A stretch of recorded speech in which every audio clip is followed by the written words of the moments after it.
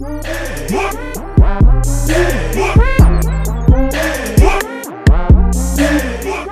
learn anything from this last global catastrophe that blue collar men run this world.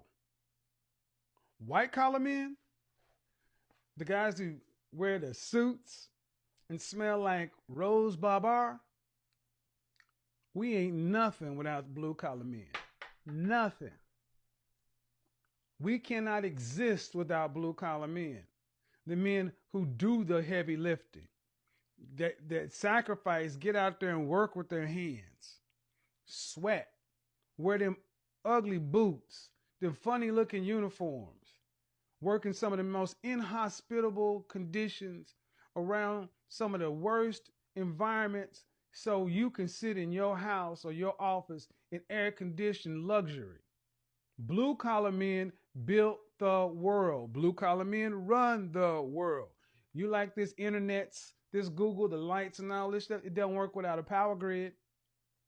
It doesn't work without people who can run the plumbing, the electricity, the HVAC, the roads. Oh, you complaining because you couldn't go get toilet tissue and hand sanitizer? What about the men that had to truck it from this side of the country to that side of the country while the country was locked down, when all the restaurants and stuff was closed? How'd they get from here to there?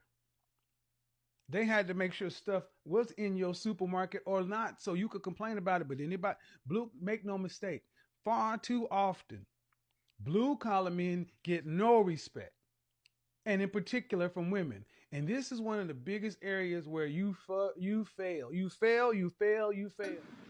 Understand something. If you are a single man with no children and you are earning $75,000 or more, you are now platinum. Shout out to platinum. If you're making six figures or more, you are now diamond level.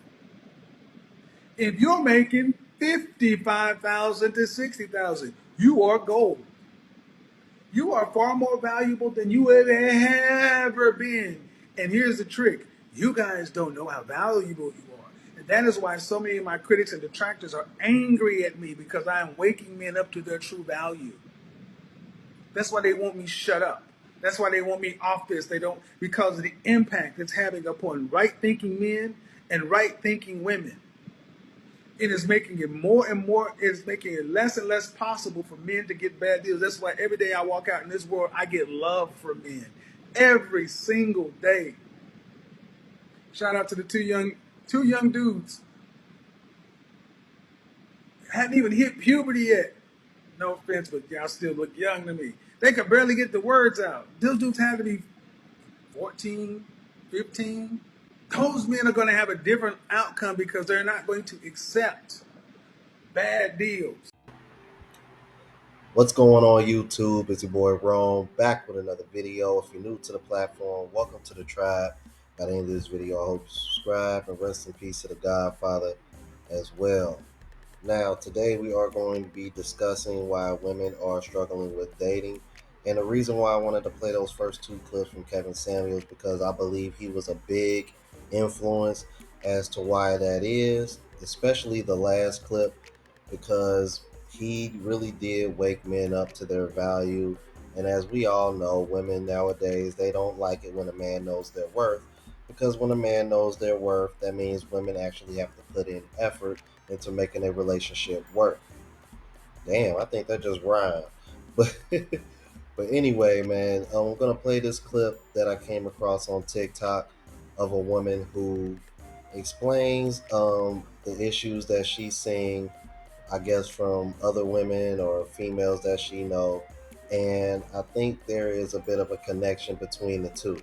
All right, so without further ado, let's go ahead and jump into the clip. Good people, it's me, the peaceful one. So this video is not for a systematic thinker, because I am going to present multiple concepts and then try to bring them together. So bear with me here. So I wanted to explain that, you know what, since the reason why a lot of women are struggling with dating is simply because men have acquired standards, right? Let me just check. Hello, how are you? You let me know. Or are you ready for me? You let me know. Okay, I'm still doing a TikTok vid. It's fine. Okay, so I'm waiting to go on air. But anyway, the point I was trying to make was that a lot of women are struggling when it comes to dating because a lot of men have acquired standards. And I was trying to explain this concept without upsetting a lot of people. Then I saw this video that's made by this lady. I'll try and tag her on this video. And she was going on about the fact that, high value women in their 40s and 50s, contrary to popular belief, are actually marrying quite well. They're marrying men with money, they're marrying high value men. So she was debunking the whole thought that you should marry young in order for you to live happily ever after. She was making examples of all these men, of these high value women who've married high value men. And then also I was thinking about some articles I read a couple of years ago, and it was around the Mrs. and the PhD, and also that marriage is for the affluent. And basically articles were saying that they're finding that the data is showing that the more highly educated a woman is, the more likely she is to get married. And the fact that a lot of people are more likely to marry, men are more likely to marry their peers, meaning that women they met in college and university. A lot of these studies were based on American participants. And then I was like, okay, I'm going to bring in my theory. And what I realized was that the narrative in the market is that women asked men to step up, become better lovers, become, just better people in society, stop violating us, abusing us, show up better for us. And you had two sets of men who came to the party. And also that narrative of stepping up, also there was those who slid in the narrative, indoda must. So when women started demanding and having high standards, men took a step back and said, okay, we'll have high standards too, right? So the disgruntled one just elevated the bar in terms of, she must watch for me, she must be traditional and all that other nonsense in order to justify as to why they should stay in a position of power. And then the ones who are eligible, which a lot of you are looking for, were like, okay, so what do you bring to the table? I'm not here to save you. I'm not here trying to become your, I don't know, your blesser, your whatever, and so forth. I'm also looking for a high value woman too.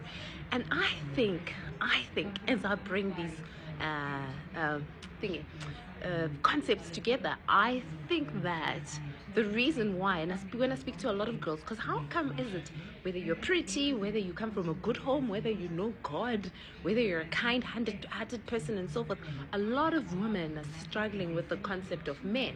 And I realized that when men started applying standards, that's when dating became difficult. Now that the fact that you're pretty, the fact that you are, I don't know, a woman, a girl, and you've got something underneath that skirt, is no longer good enough for you to secure a man. The thing is, a lot of women have never prioritized self development when it comes to dating, right? I just needed to show up just because I'm pretty, just because I give it like a snake or something like that, just because a lot of women have never had to apply self-development principles in order to apply to secure a good partner.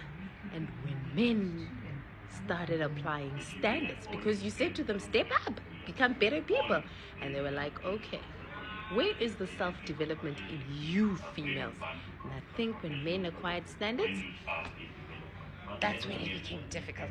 Anyway, I need to go on here. Bye bye. You can't make this shit up. You can't make this shit up. Y'all heard it. Yeah. So now we have a better understanding of why women hated Kevin Samuels so much. This is exactly why, fellas.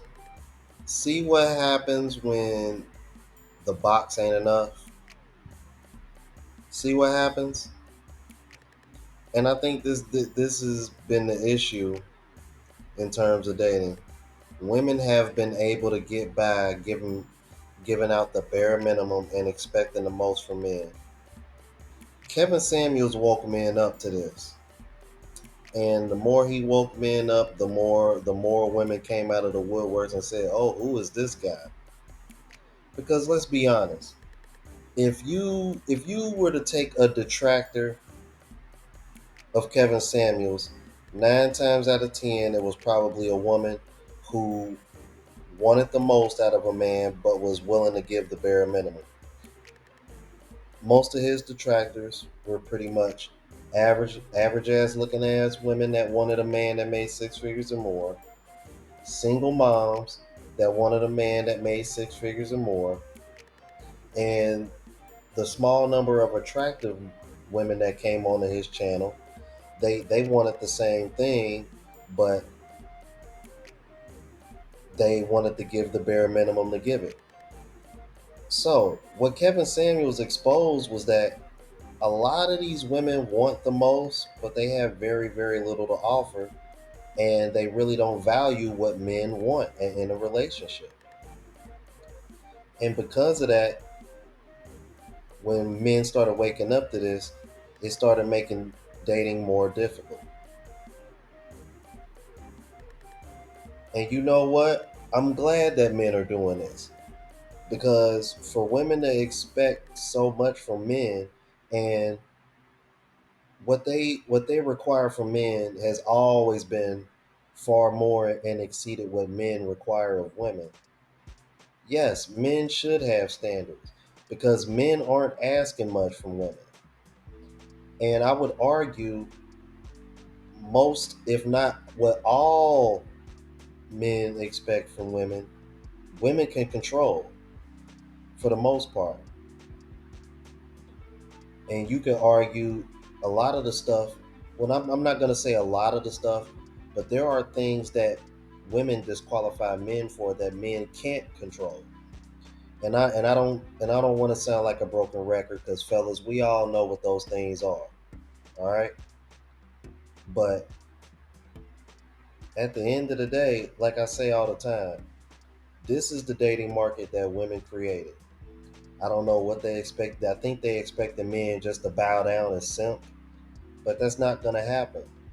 And let's be real, ladies, y'all really don't want men to do that. Y'all don't find that attractive, because the moment you know you can manipulate a man and control him, you're gonna lose respect for him, and more than likely probably end up cheating on him or leaving him anyway.